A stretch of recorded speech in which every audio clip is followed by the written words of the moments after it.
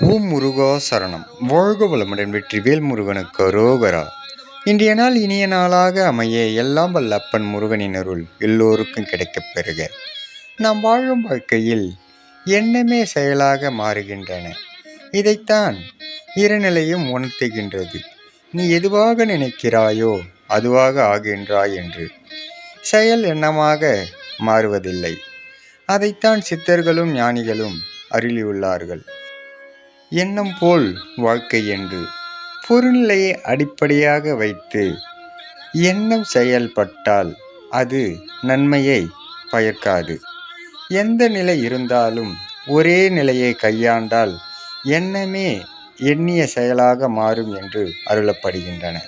அப்பன் முருகன் அருளால் சகலமும் பெற்று வளமுடன் நலமுடன் வாழ எல்லாம் வல்ல முருகனின் அருள் எல்லோருக்கும் கிடைக்கப் பெறுக.